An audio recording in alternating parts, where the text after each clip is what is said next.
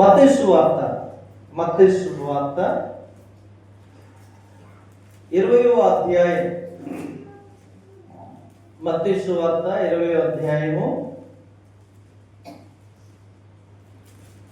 13వ వచనం నుంచి చదవండి. వెలుగు కూర్చోండి. అందుకు అతడు వారిలో ఒకడు చూసి, స్నేహితుడా, నేను నీకు అన్యాయం చేయలేదే, నీవు నా యొక్క ఒక దేనారమునకు వడబడలేదా? మీరు ఆగండి సిస్టర్. ఎన్నో ఏ గ్రంథం ఏ అధ్యాయం అండి? పురుషులు చెప్తారా? 20వ అధ్యాయం 13వ వచనం. వెరీ గుడ్, కంటిన్యూ చేయండి. చూసి, స్నేహితుడా, నేను నీకు అన్యాయం చేయలేదే. 11వ వచనం కాదు, 13వ వచనం నుండి. అన్యాయం చేయలేదే, నీవు నా యొక్క ఒక దేనారమునకు వడబడలేదా? నీ సొమ్ము నీవు తీసుకొని పొమ్ము, నీకిచ్చినట్టే కడపట వచ్చిన వీరికిచ్చుటకు నాకు ఇష్టమైనది. అందరు చెప్పండి, నాకు ఇష్టమైనది. మరలా చెప్పండి, నాకు ఇష్టము వచ్చినట్టు నా సొంత సొమ్ముతో చేయుట న్యాయము కాదా? నేను మంచివాడనైనందున నీకు కడుపు మంటగా ఉన్నదా అని చెప్పాను. హల్లెలూయా. యేసు ప్రభు ఒక ఉపమానం ఇక్కడ చెప్తున్నారు. 20వ అధ్యాయంలో ఏ ఉపమానం చెప్తున్నాడంటే, పరలోక రాజ్యము ఒక ఇంటి యజమానుని పోలి ఉన్నదని చెప్పి, ఒక యజమానుడు తమని కూలికి పిలిచిన వారితో, ఒకడేమో 6 గంటలకు పొద్దున్నే వస్తాడు, ఒకడేమో 9 గంటలకు వస్తాడు, ఒకడేమో 12 గంటలకు వస్తాడు, ఒకడేమో 3 గంటలకు వస్తాడు, ఒకడేమో ఇంకొక గంట ఉందనగానే 5 గంటలకి కూలికి పనికి రాబట్టబడతాడు. హల్లెలూయా. అది తీరా బాబా, ఇది ఇచ్చేసి. హలో మేడం, ఇది ఇచ్చేసి. ఇది మళ్ళీ అక్కడికి వెళ్ళిపోయింది. చూడండి, అయితే మీరు గమనిస్తే ఫస్ట్ జీతం ఇచ్చే వాళ్ళని పిలిచాడు. ఆ రోజు జీతం ఇచ్చే వాళ్ళని ఫస్ట్ 5 గంటలకు కూలికి వచ్చిన వాడిని పిలిచి, ఇదిగో ఎంత తీసుకోమంటున్నాడు? ఇప్పుడు 10వ వచనము చదవండి. మొదట వారు వచ్చి తమకు ఎక్కువ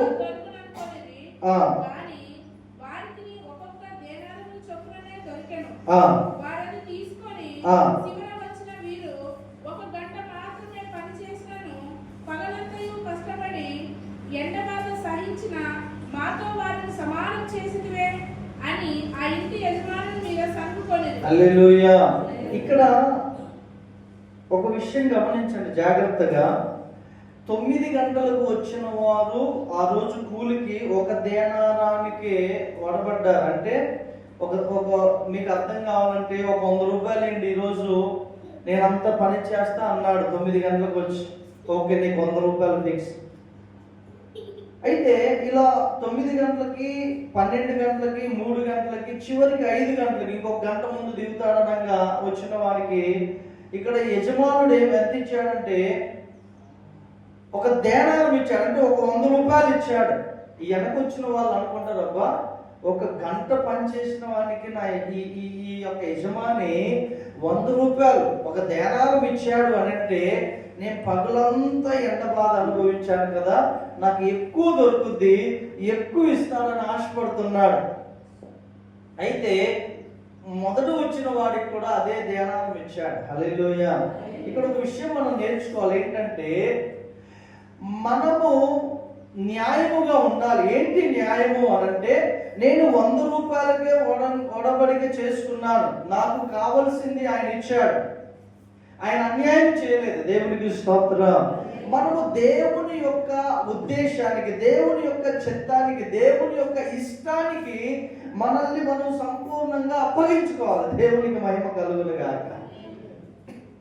వాళ్ళు వెనకొచ్చారు, వాళ్ళు బాగా దీవించబడతారు. నేను అసలు ప్రారంభం నుంచి ఉన్నాను సేవలో, నేనేంటి ఇలా ఉన్నాను అనకూడదు.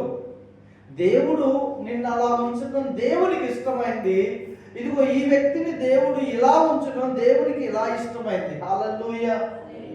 మనం దేవుణ్ణి ప్రశ్నించకూడదు. మనం దేవుణ్ణి ప్రశ్నించకూడదు. ఇక్కడ ఒక మాట చదువుదాం. 14వ వచనం చూడండి. నీ సొమ్ము నీవు తీసుకొని నీకు నచ్చినట్టే పొమ్ము, నీకిచ్చినట్టే కడపట వచ్చిన కడపట వచ్చిన వీరికిచ్చుటకు నాకు ఇష్టమైనది. దేవునికి స్తోత్రం. దేవుని ఇష్టం అనండి అందరూ. మరలా చెప్పండి, దేవుని ఇష్టం. దేవుడు ఏమన్నా, నాకు ఇష్టమైనది, నాకు ఇష్టం వచ్చినట్టు నా సొంత సొమ్ములో నుండి చేయటం న్యాయము కాదా? చూడండి, ఏ దర్శన్ సైలెంట్ కూర్చోవాలి, మంచి కూర్చోవాలి. జరగండి, జరుగు. నువ్వు చెప్తే ఏంటో సిస్టర్, మంచి కూర్చో. అర్థమవుతుందిగా మీకు? అర్థమైంది కదా? అంటే దేవుని ఇష్టం అండి, దేవుని ఇష్టం. హల్లెలూయా. దీని గురించి కొన్ని విషయాలు మనం ధ్యానం చేసుకుందాం. మనము ఎంతో ఆశీర్వదించబడాలని, నా కుటుంబం చాలా ఇదిగా ఉండాలని నేను మనసులో అనుకున్నవన్నీ జరిగిపోవాలని అనుకుంటాను. కానీ అన్నీ జరగవు. మనం అనుకున్నవన్నీ జరిగామనుకోండి, అసలు మన చర్చికి వస్తామా అంటే పొరపాటున రాము. మనం అనుకున్నవన్నీ జరిగితే మన చర్చికి ఎందుకు వస్తాం? మనమే దేవుళ్ళం అయిపోతాం. ఒకడు ఉన్నాడు, ఎన్నో సంవత్సరాల నుంచి, 38 సంవత్సరాల నుంచి రోగంతో పక్షవాయువు కలిగి ఆ యొక్క ఎక్కడండి ఆ సిలోయం అనే కోనేటి దగ్గర యేసు ప్రభు వెళ్ళి కనికరపడి ఏం చేశాడు తెలుసా? నీవు నీ పరిపెత్తుకొని వెళ్ళమంటే వాడు దిక్కున లేచి పరిపెత్తుకొని వెళ్ళి ఏం చేస్తున్నాడు తెలుసా? ఇన్ని సంవత్సరాలు నేను అసలు రోగగ్రస్తుడిగా సుఖమంటే తెలియదు, సంతోషం అంటే తెలియదని ఇష్టం వచ్చినట్లుగా బ్రతుకుతున్నాడు. పాపంలో తింటున్నాడు, తాగుతున్నాడు, విచారం చేస్తున్నాడు, ఏమేం చేస్తున్నాడో మనకు తెలియదు, కానీ సర్వ పాపములు చేస్తున్నాడండి. ఒకరోజు ఇలాగే మందిరానికి వచ్చాడు. ప్రభు అన్నాడు, ఆయన వైపు పేరు చూపించే అన్నాడు తెలుసు, ఇదిగో స్వస్థత పొందితివి, మరీ ఎక్కువ కీడు కలగకుండానట్లు ఇక నువ్వు పాపము చే. చూశారండి, దేవునికి ఇష్టమైంది ఆ వ్యక్తిని 38 సంవత్సరాల నుంచి రోగగ్రస్తుడిగా ఉంటే అతన్ని బాగు చేయడం దేవునికి ఇష్టమైంది. కానీ ఆ వ్యక్తి ఎలా జీవిస్తున్నాడు అని అంటే పాపములో జీవిస్తున్నాడు. కొన్నిసార్లు దేవుడు కొంతమందికి త్వరగా ఎందుకు ఆశీర్వాదాలు ఇవ్వడంటే వాడిని పరీక్షిస్తాడు. కొంచెం ఇచ్చి చూస్తాడు, నమ్మకంగా ఉంటాడా ఉండడా. కొంచెం ఇవ్వగానే ఇక మనోడికి అడ్రస్ ఉండదు, దేవుని ధ్యాస ఉండదు. ఇంకా ఈమెకి ఇక దేవుని గురించిన ఆలోచన ఉండదు. నాకు కావాల్సింది దొరికింది కదా, జస్ట్ శాంపుల్ అంతే. దేవుడు అలా ఇస్తాడంటే పరీక్షించడానికి, పరిశోధించడానికి. అబ్రహాముకు దేవుడు చాలా పెద్ద ఆశీర్వాదం ఏంటి? లేక ఒక్కగానైనా ఒక కుమారుణ్ణి ఏమండి అడగగానే దేవుడు ఇచ్చేశాడు. దానికి ముందు ఎన్నో ఇచ్చాడు, దేశం పట్టజాలంత ఆశీర్వాదాన్ని ఇచ్చాడు. నిద్ర వస్తుందమ్మా, నిద్ర వస్తే నిలబడు, పర్లేదు. మరి ఎట్లా అంటున్నారు అనకండి. నిద్ర వస్తే ఎవరికైనా నిద్ర వస్తే నిలబడండి, ఓకేనా? హల్లెలూయా. ఒకసారి అందరూ కళ్ళు మూసుకొని ప్రార్థన చేద్దాం. కళ్ళు మూసుకొని. Thank you Jesus. Hallelujah, hallelujah, hallelujah, hallelujah, hallelujah, hallelujah. ప్రభువా, thank you Jesus. Hallelujah, hallelujah, hallelujah, hallelujah, hallelujah. ప్రభువుని వందనాలు చెల్లిస్తున్నాం నాయన. ప్రభువానికి వందనాలు చెల్లిస్తున్నాం నాయన. హల్లెలూయా. ఆమేన్, ఆమేన్. చూడండి, అబ్రహాముని ఎంతో దీవించాడు, పరిశోధించాడు. ఎలా అతుక్కుపోయాడంటే అబ్రహాము తన కుమారుని ఇవ్వమన్నా కానీ అలా వెళ్ళి ఇవ్వడానికి సిద్ధపడ్డాడండి. దేవుడు ఆయన ఏదైనా చెయ్యాలి నేను అని ఆయన ఇష్టము మన ఎడల కలగాలి అంటే ఫస్ట్ ఆయన మనల్ని నమ్మే స్థితికి మన జీవితాన్ని, ఆత్మీయ జీవితాన్ని మనం కట్టుకోవాలి. దేవునికి స్తోత్రం. అర్థమైందండి మీకు? మంచి పునాది లేకుండా, మంచి పిల్లలు లేకుండా దాని మీద ఎవ్వరూ స్లాబ్ వేయరు. వేస్తే కూలి పడిపోయిద్ది. మన జీవితం ఆశీర్వాదకరంగా ఉండాలి అనంటే మన ఆత్మీయమైన పునాది సరిగా ఉండాలి. దేవునికి స్తోత్రం. చూడండి, నీకిచ్చినట్టే కడపడ వచ్చిన వీరికిచ్చుటకు నాకు ఇష్టమైనది. హల్లెలూయా. దేవుడు తన బిడ్డల ఎడల, ప్రజల ఎడల తనకిష్టము వచ్చిందే చేస్తాడంటే. యెషయా గ్రంథంలో ఒక మాట అక్కడ రాయబడి ఉంటుంది. 53వ అధ్యాయంలో, యెషయా గ్రంథం 53వ అధ్యాయంలో 10వ వచనం ఒకసారి చూడండి. 10వ వచనం, అతన్ని నలుగగొట్టుటకు చాలు. హల్లెలూయా. ఆయన అతనికి వ్యాధి కలుగజేసిన, ఆయన అతనికి వ్యాధిని, అతనిని నలుగగొట్టుటకు యెహోవాకు ఇష్టమైన. దేవునికి స్తోత్రం కలుగును గాక. హల్లెలూయా.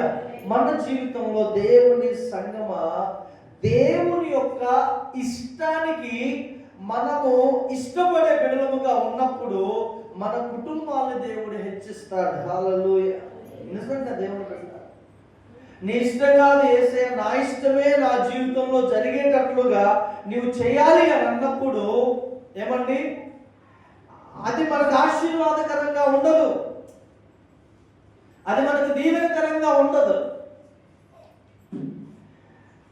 ఆయన ఇష్టానికి మనం ఇష్టపడాలి. ఇదే జరగాలి ప్రభువా, నీవు కోరుకున్నదే నా జీవితం. మనం ఏం చేస్తాం తెలుసా? మన కళ్ళ ముందు ఏది మంచిగా ఉంటే అదే జరగాలని చూస్తాం, కానీ దాని తర్వాత ఎంత కీడు ఉంటుందో నీకు తెలియదు, దేవునికి తెలుసు. Praise the lord. హల్లెలూయా. చాలా మంది కొన్ని విషయాల్లో మనం పొరపాటు పడుతూ ఉంటాం. ముఖ్యంగా తల్లిదండ్రులు పిల్లల పెళ్లిళ్ళ విషయంలో, ఆస్తి ఉంది కదా, ఉద్యోగం ఉంది కదా, అన్నీ ఉన్నాయి కదా, ఆ బిడ్డ బాగా బ్రతుకుతుంది, కానీ క్యారెక్టర్ చూడరు. చివరికి ఏమవుతుంది ఏమండి, నెలలో రోజుకు 15,000 విడాకులు అంట. భారతదేశంలో రోజుకి 15,000 విడాకులు. ఎందుకు అనంటే ఈ మనుషులు పై రూపాన్ని చూస్తారు, ఆస్తిని చూస్తారు, ఐశ్వర్యాన్ని చూస్తారు, కానీ దేవుని ఇష్టాన్ని చూడరు. అందుకనే వారు తల్లిదండ్రులు ఇష్టపడి పెళ్లి చేస్తారు, కానీ వాళ్ళ పిల్లలు మాత్రం సంతోషంగా ఉండరండి. దేవునికి ఇష్టమైందా లేదా ఈ కార్యం అని నువ్వు గుర్తించాలి. నువ్వు గుర్తించి దాన్ని చేసినప్పుడు అది ఖచ్చితంగా మనకు ఆశీర్వాదకరంగా ఉంటది. దేవునికి స్తోత్రం. హల్లెలూయా. యోబు గారు చూడండి, యోబు కొన్ని సంవత్సరాలు సుఖాన్ని అనుభవించి, ఐశ్వర్యాన్ని అనుభవించారు. ఒకానొక సమయంలో శ్రమ రాగానే యోబమ్మ అంటుంది, నీ దేవుణ్ణి దూషించి మరణముఖం అంటుంది. కానీ యోబు ఏమంటున్నాడు? ఆ మాట చదువుతారండి, దేవుని బిడ్డలు ఆ మాట చదవాలి. ఈ మాట, ఆ ఒక్క మాట మనం చదివి ముందుకు వెళ్దాం. కొన్ని విషయాలు నేర్చుకుందాం ఈ యొక్క మధ్యాహ్న కాల సమయంలో. ఏమంటుంది, ఏమంటున్నాడు ఇక్కడ? 10వ వచనం చూడండి, 2వ అధ్యాయం, యోబు గ్రంథం 2వ అధ్యాయం 10వ వచనం. అందుకతడు మూర్ఖురాలు మాట్లాడునట్లు నీవు మాట్లాడుచున్నావు, మనము దేవుని వలన మేలు అనుభవించదమా? బా, చూసారా అండి, ఎంత మంచి మనసు అండి. హలో దేవుని సంగమా, యోబు తన భార్యతో అంటున్నాడు, ఏమని అన్నాడు? మనం దేవుని వలన మేలే అనుభవించుదు, మా కీడు అనుభవింప తగదా? ఏ స్థితిలో ఉండి యోబు చెప్తున్నాడు? చెప్పగలరా ఎవరైనా? షాన్వి చెప్పగలవాడు? ఏమంటే ఏ స్థితిలో ఉండి యోబు చెప్తున్నాడు? మంచిగా సోఫా మీద కూర్చొని కాలు మీద కాలు వేసుకొని చెప్తున్నాడు యోబు? బూడిదలో కూర్చొని చిల్ల పెంకులతో గీక్కుంటుంటే ఎముకలు బయటికి కనబడుతున్నాయి. యోబు ఎముకలు, ఒళ్ళంతా కురుపులు, చీము కారుతుంది, రక్తం కారుతుంది. ఏమండి, ఆయన ఎంత గీక్కున్నా ఆ యొక్క దురద పోవట్లేదు. పైగా శరీరం అంతా ఊడిపోయి కొన్ని స్థలాల్లో ఎముకలు బయటికి కనబడుతున్నాయి. మనలో చాలా మందిని గుండె కొంచెం అట్లా అంటే చాలు, అసలు దేవుడు ఉన్నాడు కొంచెం నా గుండె ఎందుకు కదులుతుంది, నేను చస్తానా బతుకుతానా అయ్యి బాబోయ్ అంటాం.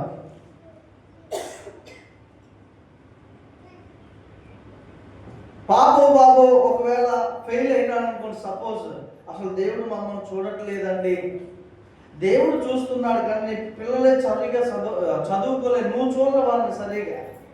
ఇప్పుడు నువ్వేం చదవకుండా కాలక్షేపం చేసి ఫ్రెండ్స్ తోటి చక్కగా ఎంజాయ్ చేసి వాలీబాల్ ఆడి, క్రికెట్ ఆడి, లేకపోతే సినిమాలకు వెళ్ళి, లేకపోతే ఏదో ఏమంటారండి ఫంక్షన్లకు వెళ్ళి ఈ చదువుని నిర్లక్ష్యం చేసి తల్లిదండ్రులు ఎంత కష్టపడినా అదంతా ఆలోచించుకుని పక్కన పెట్టి వెళ్ళి ఎగ్జామ్ రాసావు అనుకోండి, నీకు దేవుడు వచ్చి మార్కులు వేస్తాడా చెప్పండి?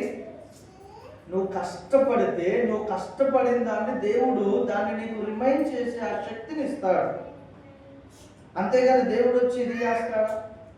ఆయన సహాయం చేస్తాడు. నీవు కాలక్షేపం చేసి నీవు ఫెయిల్ అయిపోయి దేవుని మీద నీ కుటుంబం అలిగితే అది ఏమన్నా న్యాయమేనా?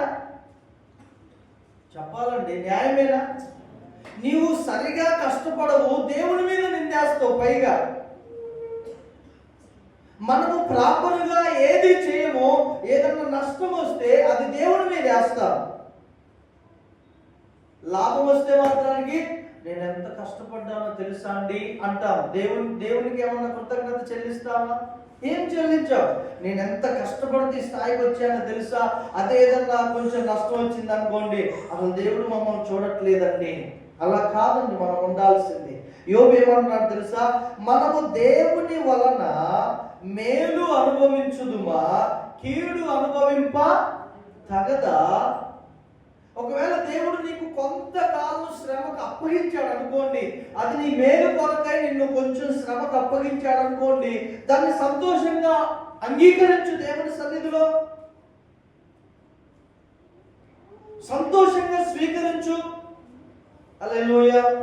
ఓ రోజు దుగినపల్లి సైకిల్ మీద వెళ్ళి వస్తున్నాను నేను, మా ఆవిడ మీటింగ్కి వెళ్ళి చంద్రబయారం అనుకుంటా, చంద్రబయారం అట్లా తిరిగి ఇంతకుముందు బ్రిడ్జి బయ్యారంలో, అది మళ్ళీ నువ్వు కావాలన్నా నీకు రాదు అన్నా. చెప్పండి, మీకు అర్థమైతే అల్లు చెప్పండి. అర్థమైందా మీకు? కంటిన్యూషన్ చేసి ఈ సైకిల్ మీద వెళ్ళేటటువంటి స్థితి కొంతకాలం అయినాక నువ్వు కావాలన్నా అది రాదు. కాబట్టి దేవుడు ఈ స్థితిలో ఉంచినప్పుడు దీన్ని సంపూర్ణంగా మనం అనుభవించాలి. దేవుడికి స్తోత్రం. నిజం దేవుడు బిడ్డ, నీకు దేవుడు ఏ స్థితిలో నిన్ను ఉంచాడో దాన్ని నువ్వు సంతోషంగా స్వీకరించు. నిన్ను ఆయన హెచ్చించడం ఆయన ఇష్టమైతే ఖచ్చితంగా నిన్ను ఆర్థికంగా అన్ని విధాలుగా ఆయన నిన్ను ఆశీర్వదిస్తాడు. హల్లెలూయా. ఇష్టపడాలి మనం, దేవుని వలన మేలును ఇష్టపడాలి. ఒకవేళ కీడు కలుగుతుందంటే దాన్ని కూడా ఇష్టపడాలి మనం. ఆమేన్. కొంచెం కష్టంగా ఉందండి మీకు? మాకు ఏమైనా ఆశీర్వాదాల గురించి చెప్పండి. కానీ పాస్టర్ గారు ఎటువంటి అంటే మాకు కష్టం అంటారా? లేదండి, ఇదే ఇదే ఇదే సత్యం, ఇదే సత్యం. ఎందుకంటే యోసేపు ఉన్నాడు కండి.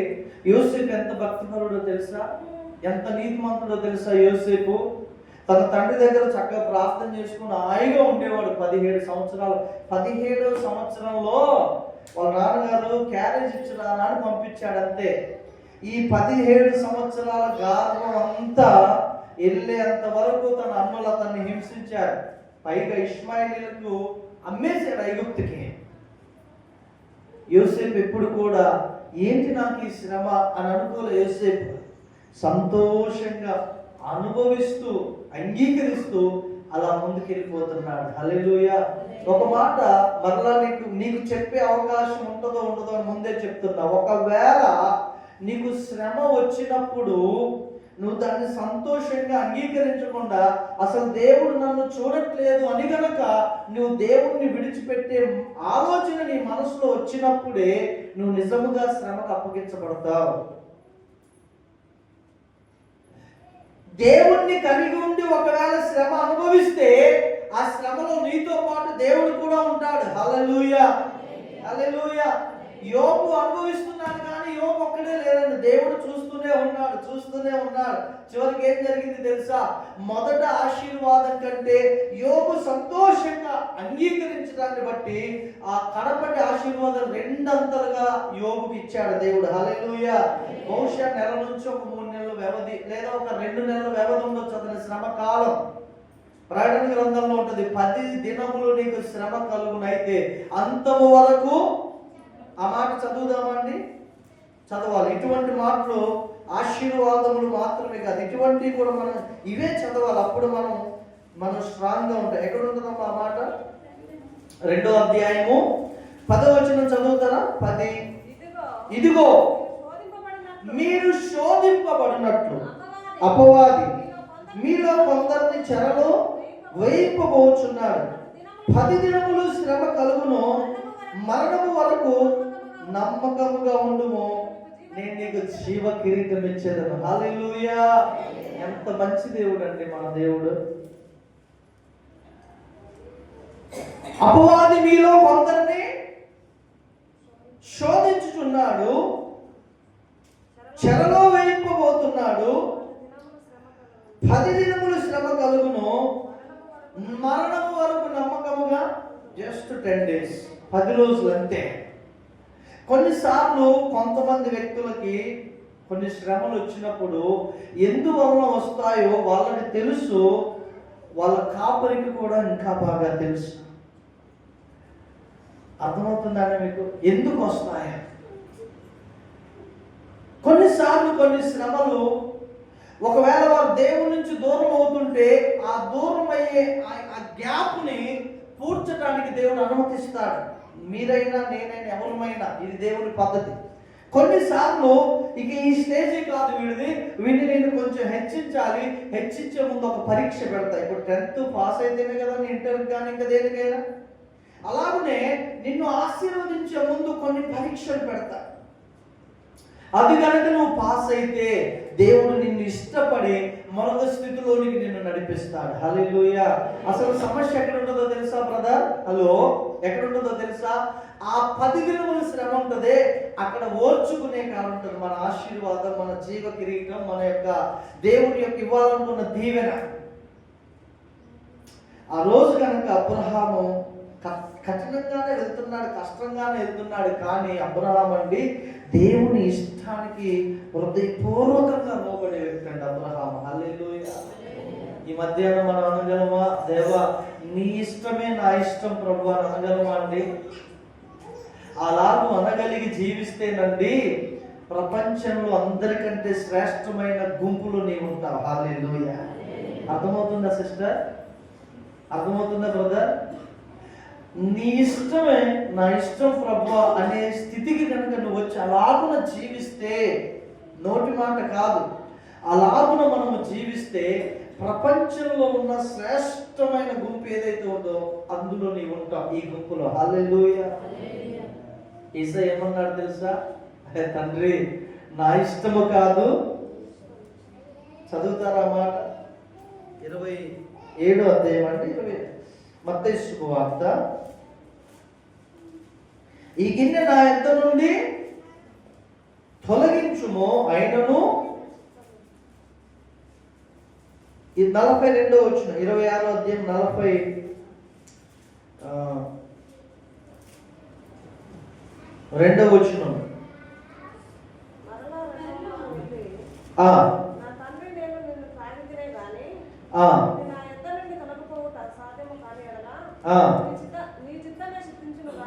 నీ చిత్తమే సిద్ధించును గాక. హల్లెలూయా, హల్లెలూయా. ఇంకో మాట ఇంకొక సువార్తలో ఉంటుంది, ఏమనంటే నీ ఇష్టమే నాయన. దేవునికి స్తోత్రం కలుగును గాక. నీ చిత్తమే, నీ ఇష్టమే. మనము అంగీకరించే మనసు కలిగి ఉండాలి. ఒక మాట చెప్తున్నా, గుర్తుంచుకోండి. మీ జీవితంలో ఇది మీ హృదయంలో రాసుకోండి. మీ జీవితంలో ఏదైనా శ్రమ, శోధన దేవుడు అనుమతిస్తే మీరు నలిగిపోతున్నారంటే ఒకే ఒక గుర్తు, దాని తర్వాత మీకు ఏదో బెస్ట్ బ్లెస్సింగ్స్ ఉందని అర్థం. ఆమె చెప్పండి. హల్లెలూయా. దాని తర్వాత ఒక శ్రేష్టమైన ఆశీర్వాదాన్ని దేవుడు సిద్ధపరిచాడు. ఈ శ్రమ, ఈ అవమానం, ఈ రోగం ఏంటి అంటే ఇది ఒక మెట్టు. ఆ మెట్టు, ఈ శ్రమ అనే మెట్టు ఎక్కినప్పుడే ఆశీర్వాదం అనే ఫలాన్ని మనము పట్టుకోగలుగుతాము. హల్లెలూయా. యోబేమన్నా, నేను శోధింపబడిన మీదట స్వర్ణముగా, బంగారు వలె, బంగారు వలె నేను మారుతానయ్యా. దావీదు ఏమంటాడు 119 గీతంలో, శ్రమ కలుగుట నాకు మేలాయను. మన మేలు. దేవుని బిడ్డలారా, నువ్వు సనవద్దు, ఇసిగిపోవద్దు, గుణవద్దు, కృంగిపోవద్దు. శ్రమ అనుభవిస్తున్నావా, దాని అర్థం ఏంటంటే నీకేదో బెస్ట్ గిఫ్ట్ దేవుడు సిద్ధపరిచాడంతే. హల్లెలూయా. విశ్వాసంతో ఈ మాటలు స్వీకరించండి.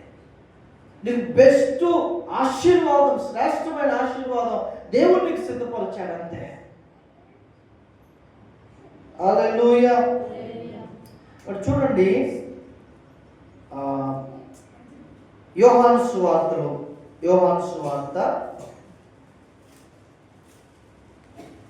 20వ అధ్యాయము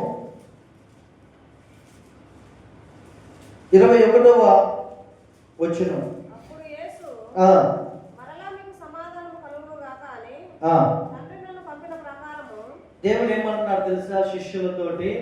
మీకు సమాధానము కలుగును గాక. మీకు సమాధానం.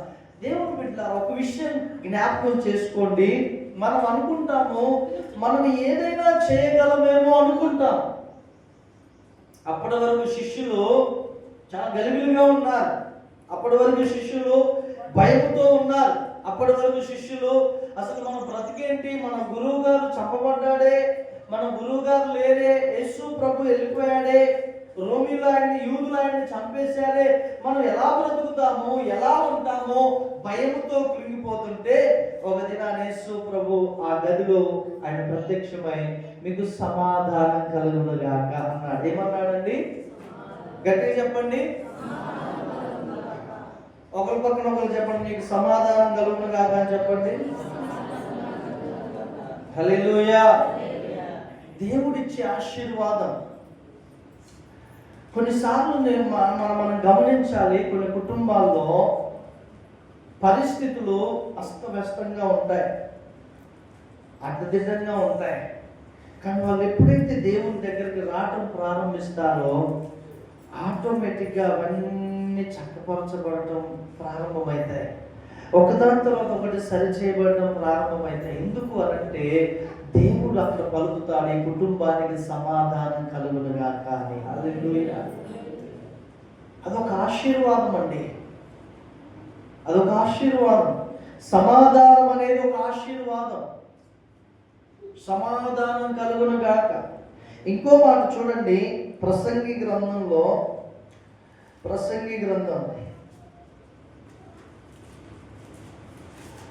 ఇది చాలా గొప్ప ఆశీర్వాదం. 6వ అధ్యాయంలో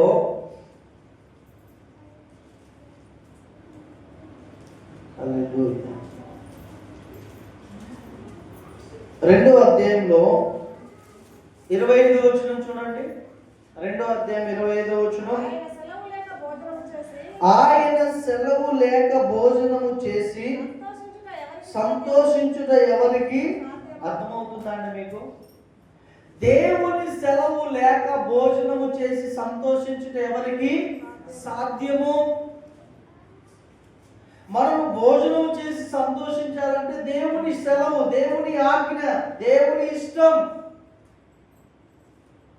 నేను బాగా సంపాదించుకున్నా, తింటున్నా అంటే కాదండి. ప్రతి మనుష్యుడు, ఇక విషయం తెలుసా, కీర్తన గ్రంథంలో పక్షులు, మృగములు జంతువులు, అడవి జంతువులు దేవుని చేతిలో నుండి ఆహారం తీసుకొని కూర్చునేట ప్రతి ఉదయం, ప్రతి రాత్రి. అందులో కీర్తనకారుడు స్పష్టంగా రాశారు, దేవుని చేతిలో నుండే సింహమైనా, ఎలుగుబంటైనా, పిచ్చుకైనా, ముసలైనా, ఏదైనా. అందుకనే దేవుడు అలాగే సిద్ధపరిచాడు, ఏది దేనికి ఆహారమో అలా సిద్ధపరిచాడు దేవుడు. ప్రతి ఉదయాన్నే మీరు చూడండి, కాకులు కానీ పిచ్చుకలు కానీ ఎంత దేవుని స్తుతిస్తాయి. దేవునికి మహిమ కలుగును గాక. ఎందుకు తెలుసా? దేవుడు ఆహారం ఇవ్వాలని. పిచ్చుకలు స్తుతిస్తాయి ఉదయాన్నే, పక్షులు కోలాహలం చేస్తాయి దేవుని యొక్క గొప్పతనాన్ని బట్టి. అందుకే దేవుడు అంటాడు, ఆకాశము ఆలకించుము, భూమి చెవియొగ్గుము అంటాడు. యెషయా గ్రంథం 1వ అధ్యాయంలో, ఇదిగో నేను నా చేతులతో చేసి నీ ప్రజలు నా మాట వినట్లేదని దేవుడు బాధపడతాడు, దుఃఖపడతాడు. సమస్తము దేవుని మాటకు లోబడుతున్నాయి. ఈవెన్ దెయ్యాలు కూడా దేవుని మాటకు లోబడుతున్నాయి. కానీ ఆయన చేతులతో చేయబడిన మనము ఆయన మాట వినడానికి ఇష్టపడట్లేదండి. దేవుని ఇష్టమే నా ఇష్టమని నువ్వు భావించినప్పుడు ఆయన శ్రేష్టమైనవి నీ జీవితంలో ఆయన కలుగ చేస్తాడు. దేవునికి స్తోత్రం. దేవుని ఇష్టమే నా ఇష్టం,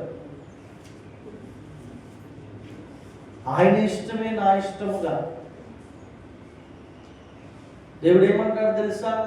పావురము యేసు ప్రభు మీదకి రాగానే బాప్తిసం తీసుకునేటప్పుడు, ఇదిగో ఈయన నా ప్రియ కుమారుడు, ఈయన యందు నేను ఆనందించు. ఎందుకు దేవుడు ఆనందిస్తాడంటే దేవుని ఇష్టం చేసే వ్యక్తి కాబట్టి.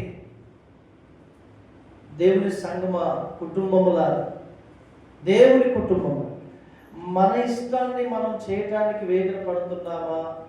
దేవుని ఇష్టం చేయటానికి మనము ఆయనకు అవకాశం ఇస్తున్నామా? మిమ్మల్ని మీరే పరీక్షించుకోండి. యోహాను రాసిన 1వ పత్రికలో 2వ అధ్యాయంలో ఉంటుంది, లోకమును దాని ఆశయు గతించును గాని దేవుని చిత్తము జరిగించు వారు నిరంతరము నిలిచి, వారి కుటుంబాలు తరతరాలు నిలిచి ఉంటాయి, తరతరాలు నిలిచి ఉంటాయి. ఒక ఆయన అంటాడు, ప్రభువా, యోహాను సువార్త 20వ అధ్యాయంలో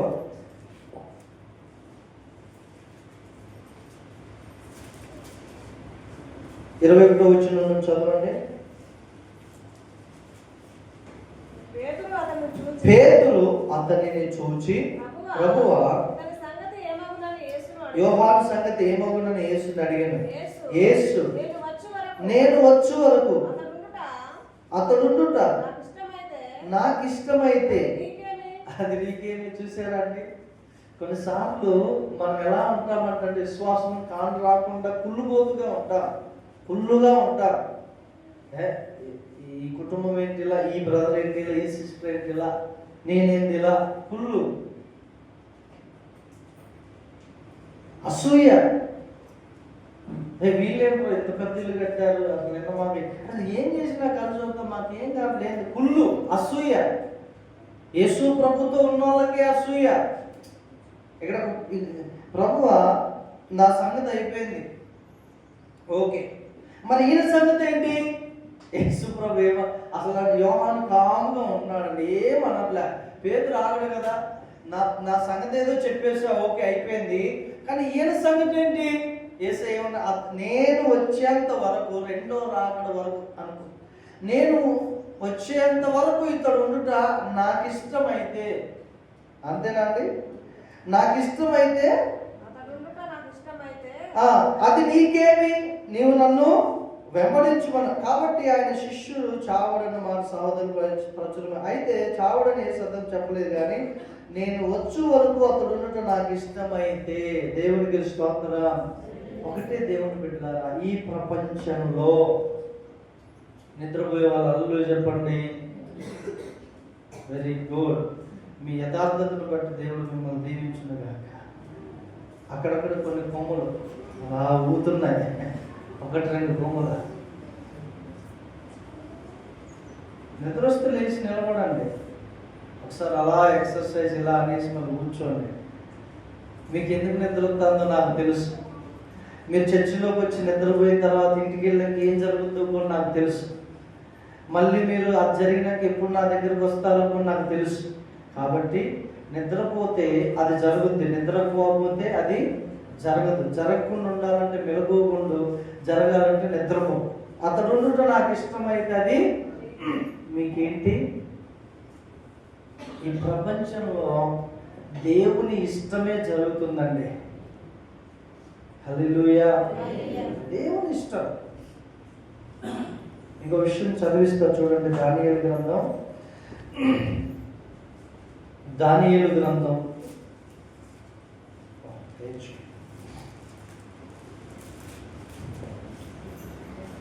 అక్కడ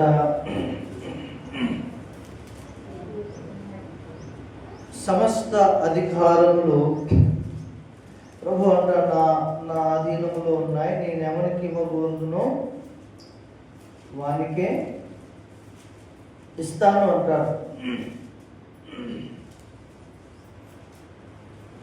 థ్యాంక్ యూ జీసస్. హల్లెలూయా. 7వ అధ్యాయం చూడండి. అక్కడ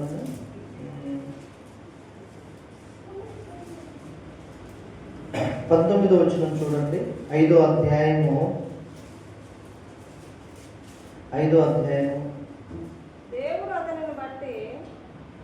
దేవుడు అతనిని ఎన్నో వచ్చిన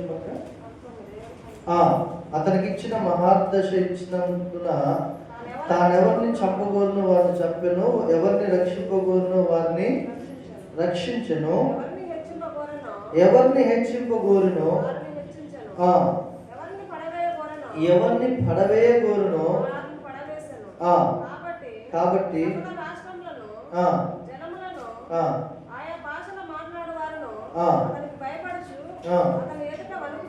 హల్లెలూయా. 21 అప్పుడు మానవుల ఎదురు తరబడిన పశువు వంటి మృగము గలవాడాయను. మహోన్నతుడు దేవుడు మానవుల రాజ్యములలో ఏలుచు ఎవరిని స్థాపింపగోరునో వారిని స్థాపించునని అతడు తెలుసుకుని వరకు అతడు అడవి గాడిదల మధ్య నివసించు పశువు వలె గడ్డి మేయచు ఆకాశపు మంచు చేత తడిసి నా శరీరము గలవాడాయను. హల్లెలూయా. అంటే దీన్ని బట్టి మీకు ఏమర్థమైంది? ఆ మాట చదవండి. 21వ వచనం మరలా చదవండి.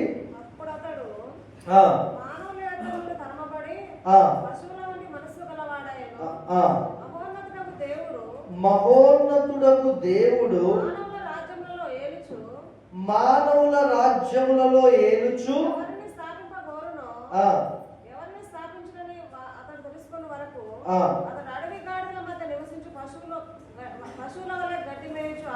చూసారండి. ఎవరిని స్థాపింపగోరునో వారిని స్థాపించుచు. దేవునికి స్తోత్రం కలుగును గాక.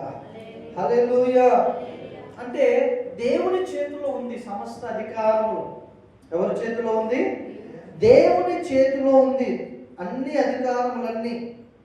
కాబట్టి దేవుడికి ఇవ్వాలని నీకు ఇష్టమైతే అది ఎవ్వరూ కూడా ఆపలేరు. దేవునికి మహిమ కలుగును గాక. హల్లెలూయా. ఆయన వేయగా ఎవడును తీయలేడు, ఆయన తీయగా ఎవడును వేయలేడు. అందుకనే సమస్త కార్యములను జరిగించుచున్నటువంటి దేవునికి మనల్ని మనం అప్పగించుకున్నప్పుడే ఆయన ఇష్టం మనలో జరుగుద్ది. హల్లెలూయా. మరలా చెప్తున్నా దేవుని బిడ్డలారా, నీ ఇష్టం నా ఇష్టం మన ఇష్టము మనకు క్షేమం కలగజేస్తలేదు తెలియదు, కానీ దేవుని ఇష్టానికి మనల్ని మనం అప్పగించుకున్నప్పుడు మన జీవితం మన తరతరాలు క్షేమంగానే ఉంటది. హల్లెలూయా. తరతరాలు క్షేమంగానే ఉంటుంది. సమూయేలు గ్రంథంలో ఉంటుందండి. ఒకసారి ఆ మాట చదివించి ప్రార్థించాక 2వ గ్రంథం దావీదు అంటాడు చాలా అద్భుతంగా ఆ మాట 16వ అధ్యాయంలో.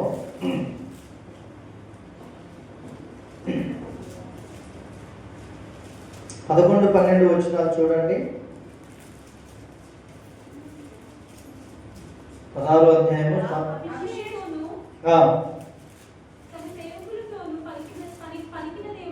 ఏమనగా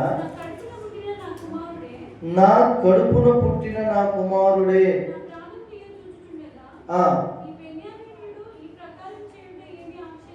ఆ, వారి జోలికి మానుడి.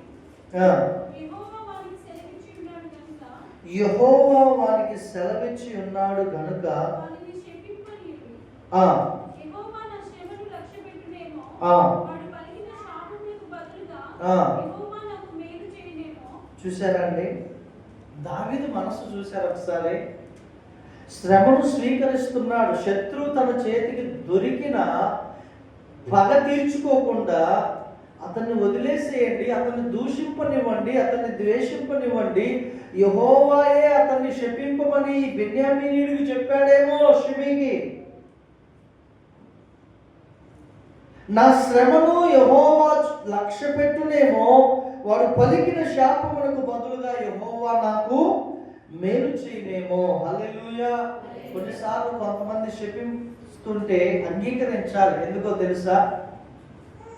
ఆ శాపములను దేవుడు దృష్టించి ఏ వ్యక్తి అయితే నిన్ను శపించాడో, నిన్ను అవమానపరిచాడో ఆ వ్యక్తి ముందే దేవుడు నిన్ను హెచ్చించినప్పుడు అతడు సిగ్గుపరచబడతాడు, అతడు అవమానపరచబడతాడు. దావీదు ఇంకేమంటున్నాడంటే 15వ అధ్యాయంలో 26వ వచనం మాత్రం చదవండి, ప్రార్థన చేసుకుందాం. 26వ వచనం, దేవుని మందసమును 25వ వచనం నుంచి అప్పుడు రాజు సాదోకును పిలిచి తిరిగి తీసుకొని పొమ్ము, యెహోవా దృష్టికి నేను అనుగ్రహము పొందిన ఎడల ఆయన నన్ను తిరిగి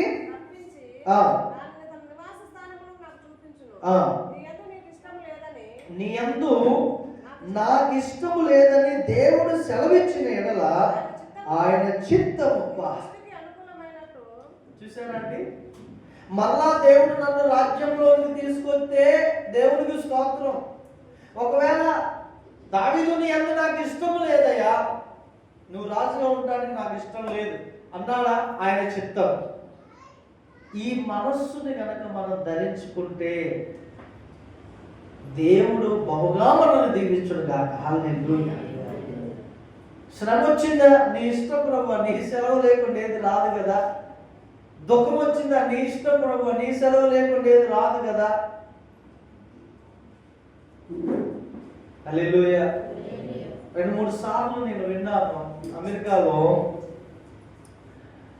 ఒక సేవకుడు, సుధీర్ పాస్టర్ గారు, వేరే వేరే సేవకులు చెప్పక విన్నాను. అతను చాలా మంచి దైవజనుడు, మంచి పాస్టర్. ఆయన సేవ చేస్తున్న సమయంలో వాళ్ళకు ఒకే ఒక కుమారుడు యాక్సిడెంట్ అయి చనిపోయాడంట. ఎంతమంది కుమారుడు? ఒక్కడే. మంచి పెద్ద పరిచర్య. ఆ కుమారుడు కూడా అద్భుతంగా ఏమండి దేవుని యొక్క సేవకుని ఆ ఒక్క కుమారుణ్ణి దేవుడు తీసుకున్నాడు. ఈ పాస్టర్ గారు ఇక మనం మాటల్లో చెప్పుకుంటాం కదండి, ఒక 2,000 రూపాయలు ఎవడన్నా మోసం చేస్తే ఆ 2 రాత్రులు నిద్రపోదు మనకు. ఏమన్నా నిద్ర పట్టుద్దే? ఒక 2,000 రూపాయలు, ఒక 10,000 రూపాయలు అన్యాయం అయిపోతే నిద్ర వస్తుంది మనకి. కానీ తనను చూసుకుంటూ బ్రతికే తండ్రికి కళ్ళ ముందు కుమారుడు లేకపోతే ఆ దుఃఖం తట్టుకోలేక సేవ చేయటం బంద్ చేశాడంట, విజిటింగ్ వెళ్ళడం బంద్ చేశాడంట, ఆదివారం ఆరాధన చేయడం బంద్ చేశాడంట. కొన్ని నెలలు అలాగే దుఃఖంతో, దేవుని మీద అలిగి కోపంతో పడుకున్నాడంట.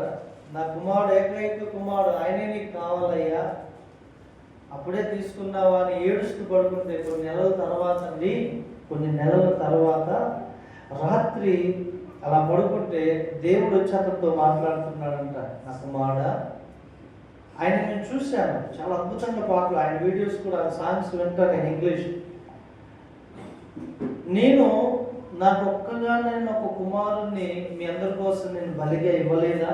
నా ఏకైక కుమారుణ్ణి, నీ కుమారుణ్ణి నేను తీసుకోవడం నాకు ఇష్టమైంది, నా దగ్గర క్షేమంగానే ఉంటాడు కదా అని దేవుడు మాట్లాడగానే వెంటనే లేచి మోకరించి ప్రార్థన చేశాడు. హల్లెలూయా, హల్లెలూయా. ఎంత అద్భుతం అండి! ఆయన ఇష్టానికి మనము లోపడితే ఆయన ఎప్పుడు మంచివాడే అని మన నోటితో పలుకుతాం. హల్లెలూయా. దేవుడు అన్యాయం చేయుట అందరు చెప్పాలి ఆ మాట. దేవుడు అన్యాయం చేయటం అసంభవం అనండి. అందరు చెప్పండి. అసంభవం దేవుడు బిడ్డ చెప్పడానికి ఈవెన్ నేను చెప్పినా ఉంటది, కానీ ఆ శ్రమను అనుభవించినప్పుడు కొట్టుకుంటామండి తాటాకు వలె గాలికి. కానీ ఆ శ్రమలో కూడా దేవుని ఓదార్పు మన మీద ఉంటుందండి. హల్లెలూయా, దేవునికి స్తోత్రం. దేవుని ఓదార్పు మన మీద ఉంటుంది. మీకు తెలుసా,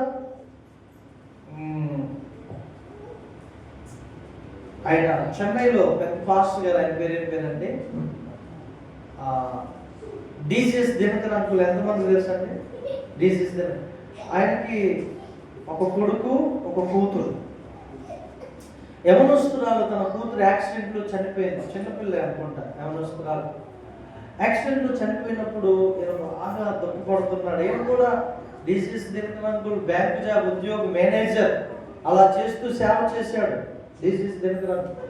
ఇక సేవ డల్ అయిపోయింది, పని చేసేసాడు, ఏడుస్తున్నాడు, చాలా వేదనగా ఉన్నాడు. నాకు కుమార్తె, నాకు ఇష్టమైన నా ముద్దు బిడ్డను నువ్వు తీసుకుంటావా ప్రభువా, ఇప్పుడే ఎందుకు తీసుకోవాలి ప్రభువా, ఏడుస్తున్నాడు. అలా కొద్ది రోజులు అయినాక అండి, కొన్ని వారాలు అయినాక, నెలలు అయినాక, ఒకరోజు రాత్రి దేవుడు తన కుమార్తెను తీసుకొచ్చాడంట డిసిఎస్ దినకర్ అంకుల్. డాడీ, నేను నాకు పరలోకంలో యేసయ్యతో చాలా ఆనందం ఉంది, ఆ మహిమే వేరు. నాకు ఇక్కడ ఇష్టం లేదు డాడీ, నేను అక్కడే ఉంటాను, నువ్వెందుకు ఏడుస్తున్నావు, నువ్వు దేవుడి సేవ చేయాలి, నాకు అక్కడ చాలా ఆనందంగా ఉంది అనేసి తన తండ్రి గారితో మాట్లాడగానే ఉదయాన్నే లేచి మరలా సేవ చేయటం ప్రారంభించాడు. హల్లెలూయా. దేవుని ఇష్టానికి మనం లోబడినప్పుడు అండి మన జీవితం చాలా ప్రత్యేకంగా ఉంటుంది, ఆనందంగా ఉంటుంది, అద్భుతంగా ఉంటుంది. మనం ఏం తెలుసా, మన మైండ్ సెట్ ఎలా మనం ఫిక్స్ చేసుకుంటాం తెలుసా? యేసు ప్రభు దగ్గరికి వెళ్తే మనం ఆశీర్వదించబడతాం, మన అనుకున్న అన్ని జరుగుతాయి, మనకు అభివృద్ధి డే బై డే అభివృద్ధి వస్తుంది.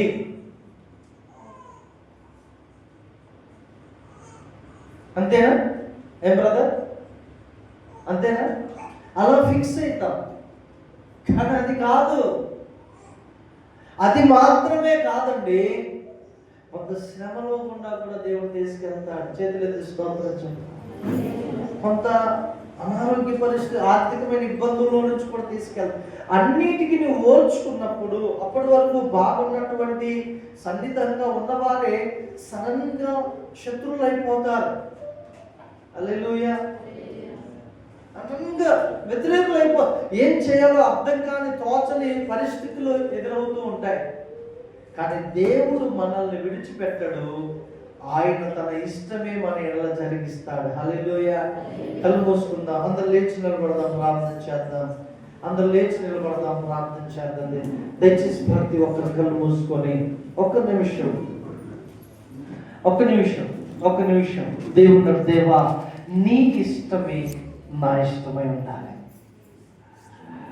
నీ ఇష్టమే నా ఇష్టమై ఉండాలి. ప్లీజ్ దయచేసి ప్రతి ఒక్కరు.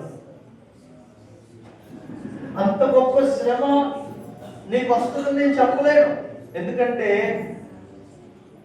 అది అనుభవించే సామర్థ్యము దేవుడు ఎవరికి ఇస్తాడు, వారికి అది అనుమతిస్తాడు.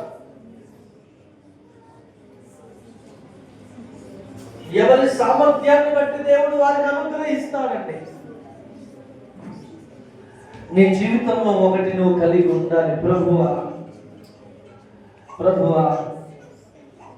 నా జీవితంలో ప్రభువా నీ ఇష్టమే నాయన, నీ ఇష్టమే నా జీవితంలో జరగాలి. అలా ఒక్క చిన్న ప్రార్థన చేద్దామండి, ఒక్క చిన్న ప్రార్థన.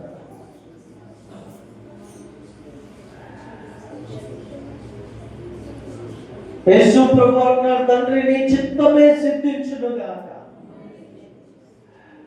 మన జీవితంలో ఆ స్థాయికి మనం ఎదగలుగుతున్నామా? శ్రమ వచ్చిందని కుంగిపోతున్నామా? దేవుని బిడ్డ, శ్రమ చిరకాలం కాదు కదా. ప్రభు యెషయా గ్రంథం 54వ అధ్యాయంలో ఏమన్నాడు? క్షణమాత్రము నేను నిన్ను విసర్జించి తిని గొప్ప వాత్సల్యముతో నేను నిన్ను సమకూర్చుదును. హల్లెలూయా. క్షణమాత్రము శ్రమకే నువ్వు దేవుణ్ణి అనుమానిస్తే, దేవుడు నాతో ఉన్నాడా, దేవుడు నాకు సహాయం చేయడానికి నువ్వు ఆయన్ని తక్కువగా చూస్తే ఎలాగండి? హల్లెలూయా, హల్లెలూయా.